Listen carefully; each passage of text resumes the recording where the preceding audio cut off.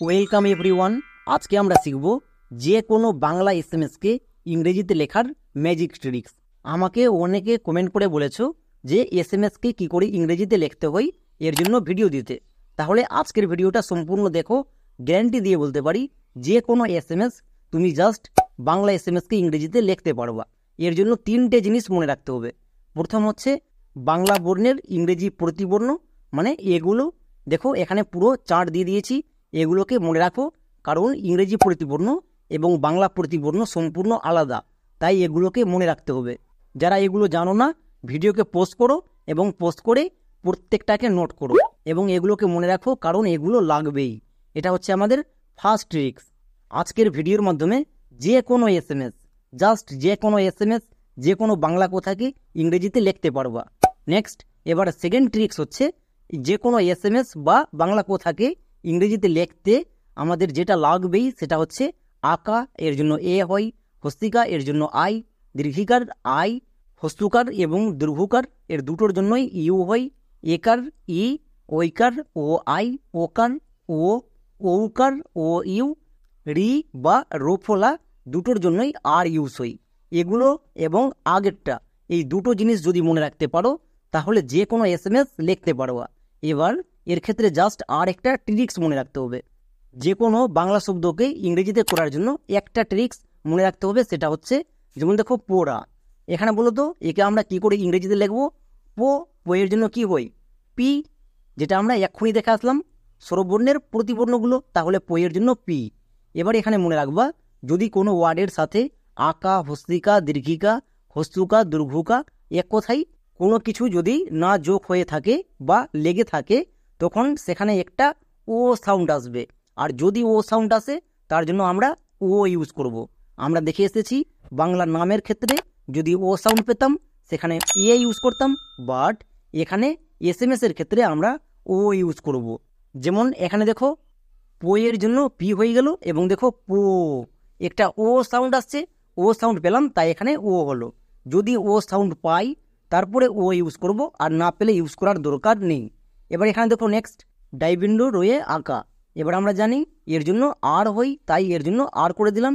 Next, এবার দেখো এরপরে আকার আছে, আকার এর জন্য এক্ষুনি দেখা আসলাম এ হই, তাহলে এ ইউজ করে দিলাম। এবার দেখো কি হলো, পি ও আর এ, পোড়া। তাহলে এখান থেকে মনে রাখবে, যদি কোনো লেটারের সাথে আকা, হস্তিকা কোনো কিছু না যুক্ত হয়ে থাকে তখন সেখানে যদি ও সাউন্ড আসে তারপরে আমরা ও সাউন্ডের জন্য ও ইউজ করে দেব। যেমন এখানে ও সাউন্ড আসলো তাই এর জন্য ও ইউজ করে দিলাম। এবার চলো, এবার আমরা দেখে নিই যে বাংলা কথাকে ইংরেজিতে লিখতে পারছি তো? একদম পারা যাবে। যেমন দেখো, তোমার নাম কি, এই বাংলা ওয়ার্ডটিকে আমরা ইংরেজিতে লিখব। এর জন্য কি করব, প্রথমে একটা একটা করে বানান করে নেব। যেগুলো এক্ষুনি শিখে আসলাম প্রত্যেকটা জিনিস এখানে কাজে লাগবে। যেমন দেখো তো এর জন্য কি হই? টি, তারপরে তো এ ওকার আছে, ওকার এর জন্য কি হই? এক্ষুনি দেখে আসলাম ওকার এর জন্য ও হই, তাহলে তো এ ওকা। নেক্সট, এবার মো এর জন্য কি হই? এম, মো এর জন্য এম, তারপরে মোয়ে আকার আছে, আকার এর জন্য এ। নেক্সট, রো এর জন্য আর, তাহলে কি দাঁড়ালো? তোমার। এবার এখানে দেখো রো এর সাথে আকা, হস্তিকা কিছু নাই, তাহলে এখানে সাউন্ড চেক করো, তোমার। মানে রোয়ে কি ও সাউন্ড পাচ্ছি না। যদি এটা এরকম হতো তোমারও, মানে রোয়ে ও সাউন্ড পেতাম তখন ও ইউজ করতাম। যেহেতু ও সাউন্ড পাইনি তাই এখানে ও ইউজ করার দরকার নেই। তাহলে তোমার আমাদের কমপ্লিট। এবার চলে আসো নাম। এখানে দেখো তো প্রথমে কাকে ইউজ করব?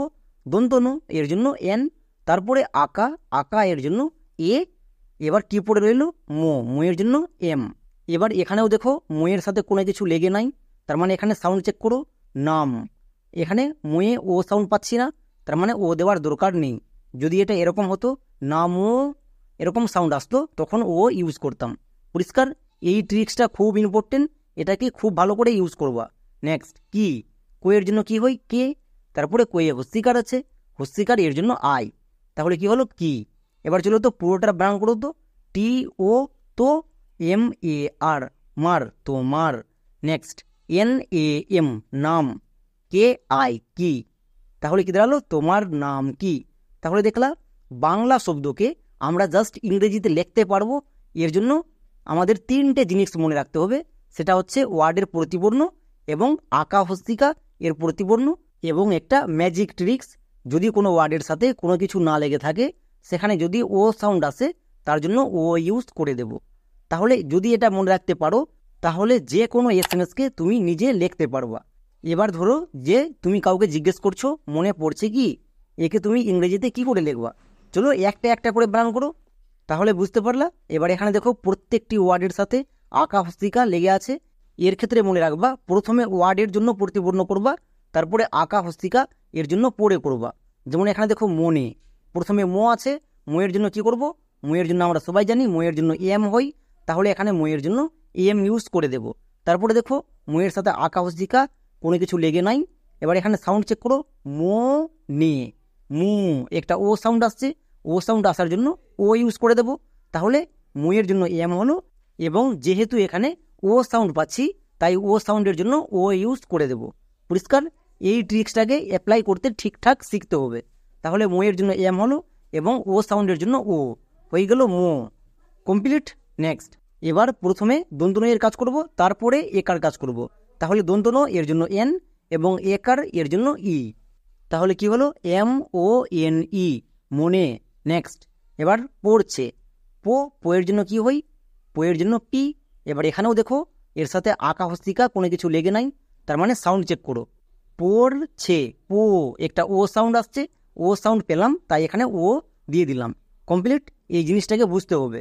নেক্সট, ডোবিন্ডোডো এর জন্য আর, এবং এখানেও দেখো আঁকা হস্তিকা কোনো কিছু লেগে নাই, এর সাউন্ড চেক করো, পড়ছে।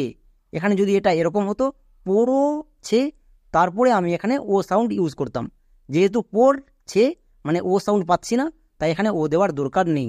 এবার ছোয়ের জন্য কি হই, সি এইচ। আমরা ইংরেজিতে দেখে আসলাম ছোয়ের জন্য সি ডবল এইচ হই, বাট এসএমএস লেখার ক্ষেত্রে ছোয়ের জন্য সি এইচ হই। কমপ্লিট। নেক্সট, একার এর জন্য ই। তাহলে কি হলো, পি ও আর, পোর, সি এইচ ই, ছে, পড়ছে। নেক্সট, কি, কোয়ের জন্য কে এবং কোয়ে হস্তিকার আছে, হস্তিকার এর জন্য আই। তাহলে কি দাঁড়ালো, কে আই, কি। তাহলে চলো তো এবার পুরোটা বানান করে নাও, এম ও মো, এন ই নে, মনে, পি ও আর, পোর, সি এইচ ই, ছে, পড়ছে, কে আই, কি। তাহলে কি দাঁড়ালো, মনে পড়ছে কি। তাহলে বুঝতে পারলা, এই তিনটে ট্রিক্স যদি মনে রাখতে পারো, তাহলে শুধু এই এসএমএসটা না, যে কোনো এসএমএস, যে কোনো বাংলা কথাকে তুমি জাস্ট লিখতে পারবা। চলো একটা হোমওয়ার্ক দিয়ে দিই, যেমন সবাই ভালো থেকো, একে সবাই ইংরেজিতে লিখে দেখাও আজকের ট্রিক্সগুলো অ্যাপ্লাই করে। তাহলে আশা করছি আজকের পর থেকে আর কেউ বাংলায় এসএমএস করবা না। এবং এই তিনটি ট্রিক্স যদি ঠিকঠাক মনে রাখতে পারো, তাহলে শুধু এই এসএমএসটা না, যে কোনো এসএমএসকে তুমি ইংরেজিতে লিখতে পারবা। তাহলে আজকের মতো এখানেই, দেখা হচ্ছে নেক্সট ক্লাসে।